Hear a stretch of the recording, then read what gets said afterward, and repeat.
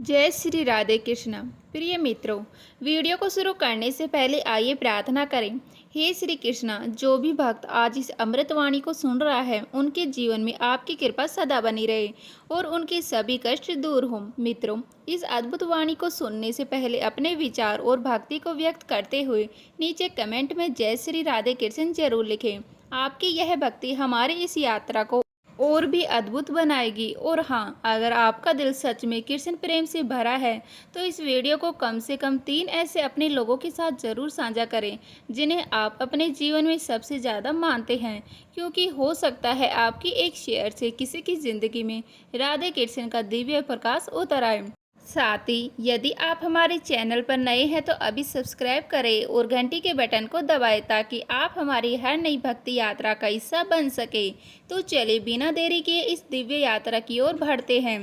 श्री कृष्ण जी कहते हैं, तू अपने भाग्य को कोसना छोड़, क्योंकि जो तेरा है वह समय आने पर तुझ तक चला आएगा, लेकिन जब तक तू प्रयास नहीं करेगा वह तेरे दरवाजे तक नहीं पहुंचेगा। बहुत लोग अपने जीवन में हर चीज़ का दोष किस्मत पर डालते हैं। कोई काम बिगड़ जाए तो कहते हैं मेरी किस्मत ही खराब है, अवसर छूट जाए तो कहते हैं मुझे तो कभी कुछ अच्छा मिला ही नहीं। लेकिन श्री कृष्ण जी इस सोच को बदलने की शिक्षा देते हैं। वे कहते हैं भाग्य को दोष देने से कुछ नहीं बदलता। भाग्य एक बीज की तरह है जो तेरे भीतर है, लेकिन जब तक तू उसे सींचेगा नहीं, जब तक तू सूर्य के नीचे मेहनत की धूप नहीं देखेगा, तब तक वह बीज कभी पेड़ नहीं बनेगा। भाग्य में बहुत कुछ लिखा है, यह सही है, लेकिन उस लेख को पढ़ने का अधिकार उन्हीं को मिलता है जो कर्म करते हैं, जो प्रयास करते हैं। अगर कोई किसान कहे कि मेरे भाग्य में फसल है, लेकिन वह जमीन में बीज ही ना डाले, तो क्या फसल उगाएगी? नहीं, बिल्कुल नहीं। भाग्य में फसल का फल लिखा हो सकता है, लेकिन उसके लिए मेहनत करना पड़ेगा, धरती को जोतना पड़ेगा, बीज बोना पड़ेगा और धैर्य से इंतजार भी करना पड़ेगा। श्री कृष्ण जी ने अर्जुन को भी यही समझाया था। जब अर्जुन युद्ध से पीछे हटना चाहता था, तब श्री कृष्ण जी ने उसे यह नहीं कहा कि देखो भाग्य में क्या लिखा है। उन्होंने कहा, कर्म करो, फल की चिंता मत करो, क्योंकि फल निश्चित है अगर कर्म सही दिशा में किया जाए। अगर किसी को लगता है कि जो चीज़ उसके भाग्य में है वह अपने आप मिल जाएगी, तो यह उसकी बड़ी भूल है कि समय और परिस्थिति भी भगवान के ही बनाए हुए हैं और वे उन्हीं को फल देते हैं जो चलकर वहां तक पहुंचते हैं। अगर तुझे कोई रत्न समुद्र की गहराई में मिलता है तो तुझे उस गहराई तक गोता लगाना ही होगा। तू किनारे बैठा रहे और कहे कि जो किस्मत में है वह तो आएगा ही, तो शायद वह लहरों में कहीं गुम हो जाएगा। ईश्वर ने सबके भाग्य में कुछ न कुछ लिखा है, लेकिन उसे पाने की कुंजी हमारे हाथ में है और वह कुंजी है पुरुषार्थ, प्रयास, निष्ठा, धैर्य। जो प्रयत्न नहीं करता वह भाग्य के पास आने के दरवाजों को कभी खोल ही नहीं पाता। और जब कोई व्यक्ति प्रयास करता है पूरे समर्पण के साथ बिना हार माने, तो वह समय भी आता है जब भाग्य खुद उसके कदमों में आकर बैठ जाता है। लेकिन अगर तू दरवाजे पर बैठकर सिर्फ रोता रहेगा कि मेरी किस्मत खराब है, तो तेरे पास कोई नहीं आएगा। यही श्री कृष्ण जी का संदेश है। जीवन में कर्मशील बनो। भाग्य को दोष देना आसान है, लेकिन उसे बदलने के लिए उठाया गया एक भी कदम तेरी पूरी जिंदगी को बदल सकता है। भाग्य तेरे दरवाजे पर तभी दस्तक देगा जब तू उठकर दरवाजा खोलने की हिम्मत करेगा। इसीलिए उठ, अपने भाग्य की प्रतीक्षा मत, कर्म कर, क्योंकि जो तेरा है वह तुझे जरूर मिलेगा, लेकिन तभी जब तू उसके योग्य बनकर सामने खड़ा होगा। श्री कृष्ण जी कहते हैं, वह फल जो तेरे लिए लिखा गया है उसे कोई छीन नहीं सकता, पर उसे पाने की घड़ी तेरे कर्म से तय होती है, तेरी आशा से नहीं। यह उपदेश बहुत सूक्ष्म है, लेकिन बहुत गहरे अर्थ रखता है। अक्सर हम सोचते हैं कि जो चीज़ हमारे भाग्य में लिखी गई है वह हमें मिल ही जाएगी, और इस सोच के साथ हम बस बैठकर प्रतीक्षा करते रहते हैं। लेकिन श्री कृष्ण जी यहाँ हमें यही समझाते हैं कि हाँ, जो तेरा है वह तुझसे कोई छीन नहीं सकता, लेकिन वह तुझे कब मिलेगा यह तेरे कर्म पर निर्भर करता है। उदाहरण के रूप में सोचो, मान लो किसी छात्र की किस्मत में बहुत अच्छा पद, उच्च ज्ञान और बड़ा जीवन लक्ष्य लिखा है, लेकिन अगर वह छात्र रोज पढ़ाई नहीं करता, मेहनत नहीं करता, सिर्फ यह सोचकर बैठा रहता है कि मेरा भाग्य बड़ा है, मुझे सब कुछ मिलेगा, तो क्या वह फल उसे अपने समय पर मिलेगा? नहीं, वह फल कहीं दूर खड़ा रहेगा, तब तक जब तक वह अपने कर्मों से उस घड़ी को ना बुला ले। श्री कृष्ण जी के इस वचन में आशा और कर्म के बीच का अंतर भी स्पष्ट होता है। हम में से बहुत से लोग सिर्फ आशा करते हैं, काश मुझे यह मिल जाए, काश मेरा जीवन बदल जाए, काश मेरा दुख खत्म हो जाए। लेकिन श्री कृष्ण जी कहते हैं, आशा से घड़ी नहीं बदलती, कर्म से बदलती है। समय तभी बदलता है जब हम उसे बदलने का साहस करते हैं, और साहस तभी आता है जब हम निष्काम भाव से बिना फल की चिंता किए अपने कर्तव्य को निभाते रहें। श्रीमद् भागवत गीता में भी यही बात बार बार आती है कि फल का अधिकार तुम्हारे पास नहीं, लेकिन कर्म करने का अधिकार तुम्हारे पास है। इसका अर्थ यह नहीं कि फल नहीं मिलेगा, बल्कि इसका अर्थ यह है कि फल सुनिश्चित है, लेकिन उसकी प्राप्ति का समय तुम्हारे कर्मों के अनुरूप ही तय होगा।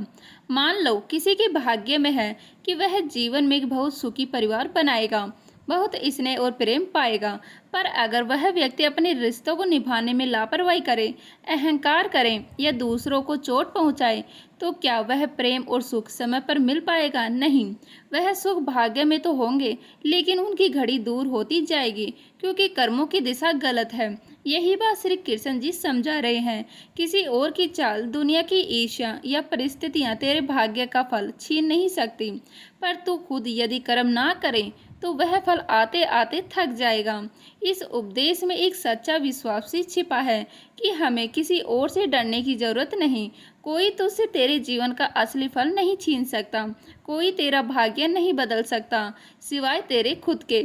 लेकिन अगर तू सिर्फ आशा करेगा और कर्म नहीं करेगा, तो वह फल, वह समय, वह अवसर सब रुक जाएंगे। जैसे कोई ट्रेन किसी स्टेशन पर रुकती है, लेकिन यदि यात्री समय पर ना पहुंचे तो ट्रेन चली जाती है। यही कारण है कि कृष्ण जी हमें कर्म की ओर बुलाते हैं। वे कहते हैं, तेरे लिए जो लिखा गया है वह तू पाकर रहेगा, लेकिन तू कब पाएगा यह तेरे कर्म पर तय होता है।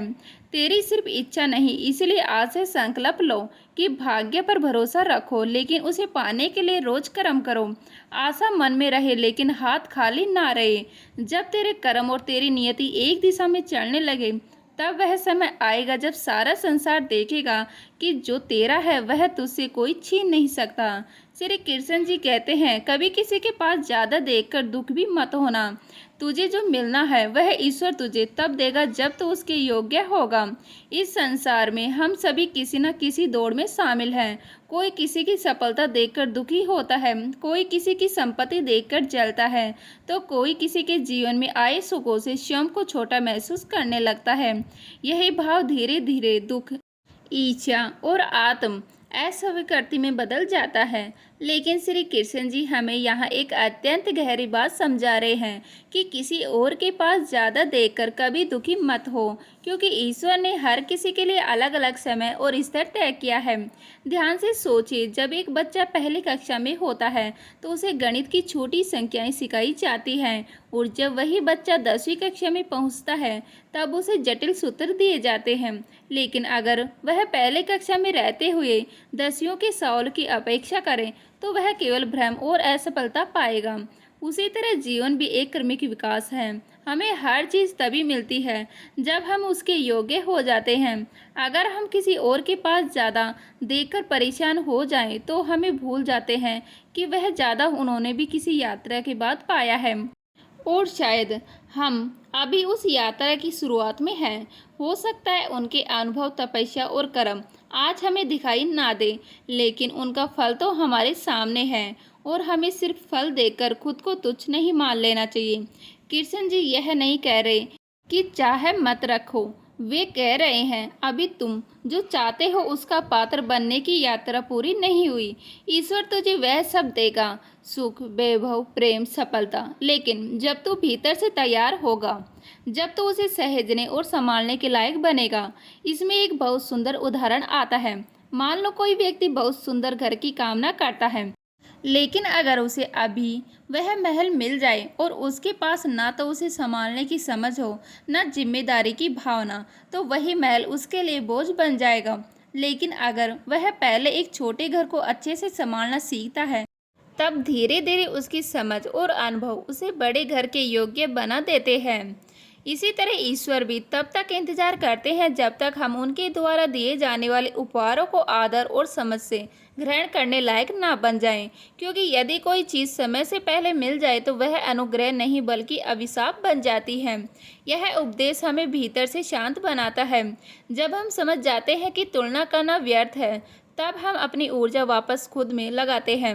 हम खुद को बेहतर बनाते हैं और जैसे जैसे हमारी पात्रता बढ़ती है, वैसे वैसे जीवन भी हमारे लिए अपना द्वार खोलने लगता है।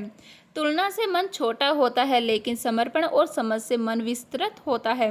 और श्री कृष्ण जी यही चाहते हैं कि तू अपने भीतर झांक, अपने वर्तमान पर ध्यान दे और खुद को तैयार कर उस समय के लिए जब ईश्वर तुझे वह सब देंगे जो अभी किसी और के पास दिख रहा है। क्योंकि वह तुझसे कुछ छीनना नहीं चाहते, वह तुझे पूर्णता के साथ देना चाहते हैं और उसके लिए तुझे पूर्ण बनना होगा। इसीलिए जो तेरे पास अभी है उसका आदर कर और जो नहीं है उसके लिए कर्म कर, प्रतीक्षा कर, पर कभी दुखी मत हो, क्योंकि ईश्वर ने तेरे लिए भी कुछ महान लिखा है।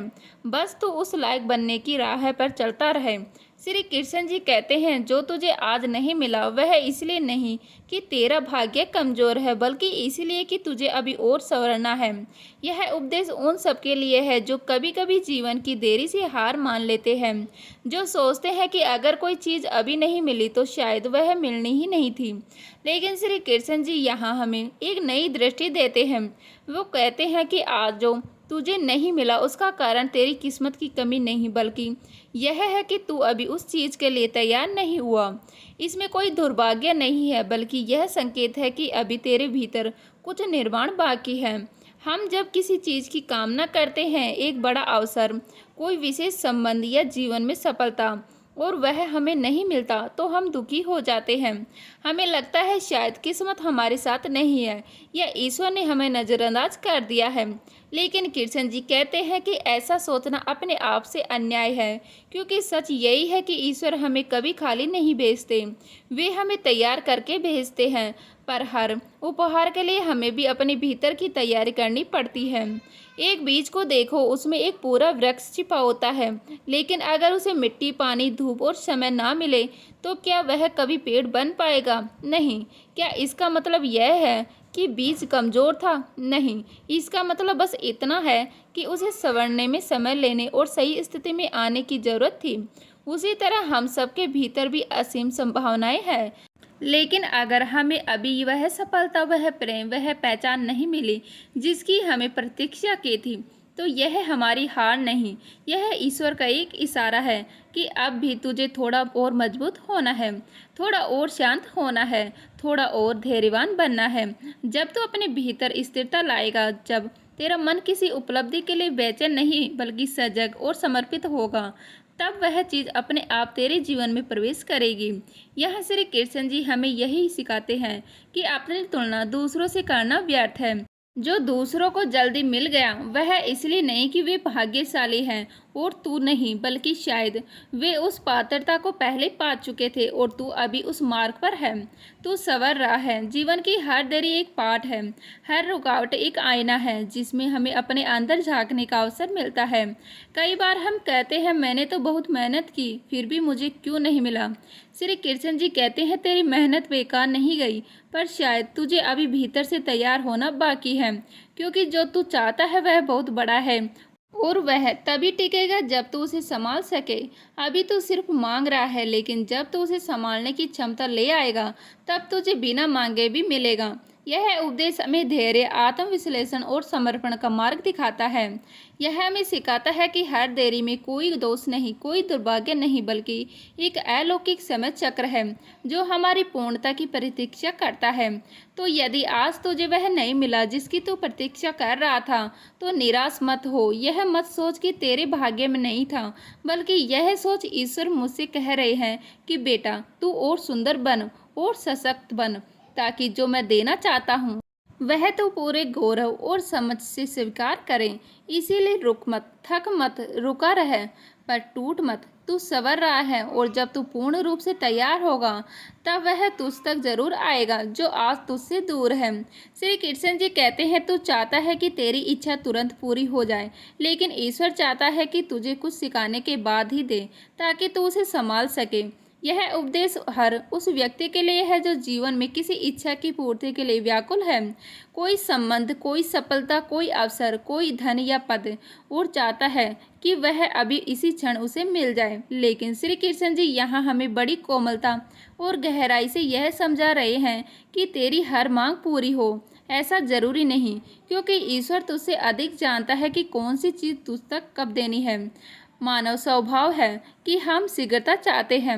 हम सोचते हैं कि अगर मुझे आज मिल जाए तो मैं उसे संभाल लूं, पर सच्चाई यह है कि हम में से अधिकतर लोग प्राप्ति की जल्दी में होते हैं, पर उसे संभालने की समझ नहीं रखते। और यही कारण है कि जो चीज़ हमें चाहते हैं वह हमें देर से मिलती है, ताकि उस बीच का समय हमें मजबूत, समझदार और संतुलित बना सके। मान लो एक बच्चा यह चाहता है कि उसे महंगी कार चलाने को मिले। उसकी इच्छा बिल्कुल सच्ची हो सकती है, लेकिन क्या कोई समझदार पिता उसे कार की चाबी तब देगा जब वह कार चलाने की योग्य ही नहीं? नहीं, क्योंकि वह जानता है कि अभी देना प्रेम नहीं, हानिकारक होगा। ठीक वैसा ही हमारा और ईश्वर का संबंध है। हम अपनी इच्छाओं को देखकर कहते हैं, हे भगवान अभी दे दो, लेकिन ईश्वर हमारी स्थिति देखकर कहते हैं, अभी नहीं, पहले सीख, क्योंकि मैं तुझे वह देना चाहता हूँ जो टिके, जो तुझे बड़ा बनाए, ना कि सिर्फ तुझे खुश करे। श्री कृष्ण जी का यह उपदेश हमें बहुत सुंदर बात सिखाता है कि इच्छा पूरी होने में देर इसलिए नहीं है कि ईश्वर हमें भूल गए हैं, बल्कि इसलिए कि वह हमें पहले योग्य बना रहे हैं। वे चाहते हैं कि हम जीवन के उन अनुभवों से गुजरें जो हमें गहराई दे, जो हमें निखारे, ताकि जब वह चीज़ हमें मिले तो हम उसे ना सिर्फ स्वीकार करें बल्कि उसका आदर भी करें। अक्सर देखा गया है कि जो चीज़ बिना मेहनत के या जल्दी मिल जाती है उसका मूल्य नहीं समझा जाता, लेकिन जो चीज़ धीरे धीरे संघर्ष और समझ के साथ मिलती है वह जीवन का एक स्थायी हिस्सा बन जाती है। इसलिए जब तू अपनी इच्छा को पूरी होते हुए नहीं देखता तो निराश मत हो। यह मत सोच कि ईश्वर तुझे अनदेखा कर रहे हैं, बल्कि यह समझ वह तुझे गढ़ रहे हैं, संवार रहे हैं, ताकि जब वह घड़ी आए तो तू न सिर्फ पाकर खुश हो बल्कि उस प्राप्ति से किसी और का भी भला कर सके। श्री कृष्ण जी हमें धैर्य और श्रद्धा का मार्ग दिखाते हैं। वे चाहते हैं कि हम केवल मांगने वाले ना बने, बल्कि समझने वाले बने कि हर चीज़ का एक सही समय होता है। और जब हम सीख लेते हैं कि जीवन की हर देरी एक तैयारी है, तब हमारी यात्रा आसान हो जाती है। इसीलिए जब भी तू किसी इच्छा में अधीर हो जाए तो खुद से यह पूछ, क्या मैं उसे संभालने के लिए तैयार हूँ? और यदि उत्तर नहीं है तो समझ जा कि ईश्वर तुझे उसी तैयारी की ओर ले जा रहे हैं। और यदि उत्तर हाँ है तो भी समझ जा कि वह घड़ी बहुत पास है और तुझे बस थोड़ा और संयम चाहिए, क्योंकि ईश्वर तुझसे कुछ भी नहीं छीनते। वे सिर्फ यह देखते हैं कि जो तू मांग रहा है वह जब तुझे दे दे तब वह तुझे तोड़े नहीं बल्कि उभार दे। और यही प्रेम का सबसे गहरा रूप है जो श्री कृष्ण जी हमें इस उपदेश के माध्यम से समझाते हैं।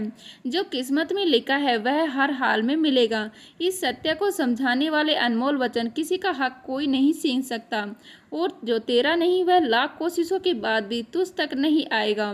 वक्त से पहले और भाग्य से ज़्यादा किसी को कुछ नहीं मिलता, इसलिए कोशिश कर, पर नतीजों की चिंता मत कर। कभी कभी भगवान हमें वही नहीं देता जो हम चाहते हैं, क्योंकि वह हमें वही देना चाहता है जो हमारे लिए सही है। जो तेरा है वह रास्ता भटक कर भी तुझे ढूंढ लेगा। बस धैर्य रख और खुद से सच्चा बना रहे। भगवान कभी देर नहीं करते, पर वह हर चीज़ सही वक्त पर ही देते हैं, क्योंकि उनका समय सबसे उत्तम होता है। कभी कभी रुकावटें इस बात का संकेत होती है कि तू गलत दिशा में जा रहा है। किस्मत का लिखा रास्ता तू पहचान नहीं पाया। भाग्य पर भरोसा रख, लेकिन हाथ पर हाथ धरकर मत बैठ। भगवान भी उसी की मदद करता है जो कर्म करता है। हर दरवाजा बंद नहीं होता। कुछ दरवाजे सिर्फ इसलिए बंद किए जाते हैं ताकि तू सही रास्ता देख सके। जो तेरे लिए बना है वह तुझे मिलेगा, लेकिन तब जब तू उसके योग्य बन जाएगा। किस्मत का दोष मत दे, क्योंकि कई बार किस्मत तुझे संभालने की कोशिश करती है, तुझे गिराने की नहीं देती। बस तू उसे देख नहीं पाता। श्री कृष्ण जी कहते हैं, तू केवल कर्म कर, फल की चिंता मुझ पर छोड़ दे। जो तेरा है वो तुझे मिलेगा ही। राम का वनवास भी भाग्य था, पर वही वनवास इतिहास का सबसे बड़ा धर्म पथ बन गया। भाग्य वही बदलता है जो प्रभु पर पूर्ण श्रद्धा और अपने कर्मों से निष्ठा रखता है। जिसने ईश्वर के दर पर सिर झुका लिया, उसके लिए किस्मत कभी अंधेरी नहीं होती। सत्य और विश्वास की डोर जब मजबूत हो, तब किस्मत भी घुटनों पर आ जाती है। ईश्वर जब कुछ छीनता है, तब कुछ बड़ा देने की तैयारी कर रहा होता है। बस तू धैर्य ना खो। किस्मत में जो लिखा है वह मिलेगा, लेकिन परमात्मा तुझे तब तक रोकेगा जब तक तू उसे संभालने के लायक ना हो जाए। जब हम अपनी इच्छा छोड़कर ईश्वर की इच्छा को स्वीकार करते हैं, तब किस्मत के रास्ते अपने आप खुलने लगते हैं। हर पूजा, हर प्रार्थना किस्मत को नहीं, आत्मा को बदलती है, और बदली आत्मा ही भाग्य का असली निर्माता है। ईश्वर के पास देर है, अंधेर नहीं। जो तेरा है वह मिलेगा, लेकिन तब जब तू उसकी अहमियत को जान सके।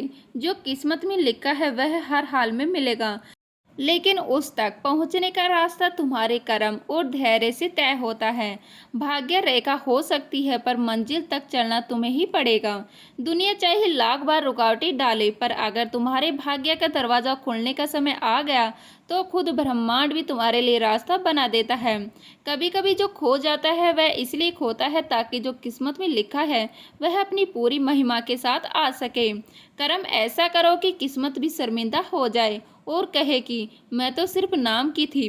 यह तो खुद ही अपने भाग्य का रचयिता बन गया। कभी भी किसी भी मोड़ पर रुककर अपनी तकदीर को कोसो मत। हो सकता है वही मोड़ उस राह की शुरुआती हो, और जिसे ईश्वर ने खास तुम्हारे लिए चुना है। ईश्वर कभी देर नहीं करता, बस वह सही समय का इंतजार करता है।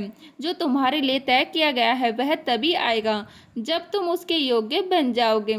जब जीवन में सब कुछ बिखर जाए तो समझो कुछ बहुत बड़ा बनने वाला है, क्योंकि जो किस्मत में बड़ा लिखा है उसकी तैयारी भी बड़ी होती है। तू चाहे ना चाहे, पर अगर तेरी तकदीर में सुख लिखा है तो दुख सिर्फ एक अध्याय बनकर आएगा, कहानी नहीं। राम का वनवास भी किस्मत का हिस्सा था, और अयोध्या की गद्दी भी। कभी कभी कठिन रास्ते ही स्वर्णीय भविष्य की ओर ले जाते हैं। जिसने भरोसा रखना सीख लिया, वह जान गया कि किस्मत भी उन पर मुस्कुराती है जो उम्मीद का दीपक बुझने नहीं देते।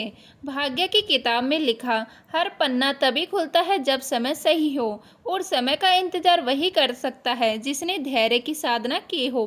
भगवान सब कुछ पहले से जानते हैं, बस वे चाहते हैं कि तुम भी खुद को पहचानो। जो तुम्हारे लिए तय है वह तुझसे कभी दूर नहीं हो सकता। कभी कभी जो आज तुम्हें नकारते हैं वही लोग कल कहते हैं यह तो शुरू से ही किस्मत वाला था। जो मेहनत नहीं करता वह सिर्फ किस्मत का नाम लेता है, पर जिसने पसीना बहाया उसकी किस्मत खुद उसका नाम लेती है। कुछ चीज़ें देर से मिलती है, लेकिन जब मिलती है तो हमें एहसास होता है कि इंतज़ार का हर पल ज़रूरी था, क्योंकि हमने उस इंतज़ार में खुद को समझा, सहा और संवारा। हम अक्सर उन रास्तों को खोजते हैं जहाँ कांटे मिले, लेकिन यही रास्ता हमें मजबूत बनाता है, और यही कांटे हमें सिखाते हैं कि हर फूल के लिए संघर्ष जरूरी है। कभी कभी लोग बदल नहीं जाते, बस वह असली रूप में सामने आ जाते हैं, और जब सच सामने आता है तो दर्द होता है, लेकिन वही सच हमें सही रास्ता दिखाता है। जिंदगी कोई दौड़ नहीं जहाँ पहले पहुँचना जरूरी है। यह एक अनुभव है जहाँ हर मोड़ पर कुछ सीखना और हर गिरावट से कुछ जानना जरूरी है। कई बार लोग हमें समझने की कोशिश नहीं करते, क्योंकि उन्हें डर होता है कि अगर वह समझ गए तो वह हमें खो बैठेंगे। इसीलिए खुद को समझाना सबसे बड़ा सहारा होता है। जब तक हालात हमें झुका ना दे तब तक हम अपनी ताकत पहचान नहीं पाते, और जब पहचानते हैं तो फिर वही हालात हमारे कदमों में होते हैं। जिस इंसान ने तुझे सबसे ज़्यादा रुलाया हो, उसी के बिना तू सबसे ज़्यादा अधूरा भी महसूस करता है। यही प्रेम की विडंबना है। दुनिया तुझे तब तक आजमाएगी जब तक तू खुद पर विश्वास करना ना सीख ले, और जिस दिन तू खुद पर यकीन करने लगेगा उसी दिन दुनिया तुझे पहचानने लगेगी। हम अक्सर उन लोगों के लिए सबसे ज़्यादा करते हैं जो हमें सबसे कम समझते हैं, और फिर उम्मीद लगाकर टूट जाते हैं। लेकिन टूटना ही अक्सर जागना होता है। कभी किसी को खोकर ही पता चलता है कि वह हमारे लिए कितना खास था, लेकिन तब तक बहुत देर हो चुकी होती है। इसीलिए जो पास है उसका मूल्य समझो। अगर तेरे इरादे सच्चे हैं तो रुकावटें तुझे नहीं रोकेंगी, बल्कि तेरे रास्ते को मजबूत बनाएंगी, क्योंकि ईश्वर हर सच्चे दिल को उसकी मंजिल तक पहुंचाता है। जिन रिश्तों में सम्मान नहीं बचा वहां सिर्फ प्यार बोझ बन जाता है, और बोझ जितना जल्दी उतार दिया जाए उतनी जल्दी जीवन हल्का महसूस होता है। वक्त सबको बदलता है, लेकिन कुछ लोग वक्त बदलने के बाद भी हमारे दिलों में वैसे ही रहते हैं, क्योंकि कुछ जज्बात वक्त के दायरे से ऊपर होते हैं। हर दिन एक नई शुरुआत है, चाहे कल कितना भी बुरा रहा हो। सूरज आज फिर से उगा है, और यह इशारा है कि तू भी उठ, चल और खुद को फिर से बना। हर इंसान की मुस्कान के पीछे एक कहानी होती है, और हर कहानी में कुछ अधूरे हिस्से, लेकिन वही अधूरापन हमें इंसान बनाता है और हमारी संवेदनाओं को जीवित रखता है। तो उम्मीद करती हूँ आज की वीडियो आपको अच्छी लगी होगी। अच्छी लगी तो लाइक करें, शेयर करें, नए हैं तो प्लीज़ सब्सक्राइब कर लीजिएगा। मिलते हैं इसी तरह की नई वीडियो के साथ, तब तक के लिए जय हिंद, जय भारत, जय श्री राम।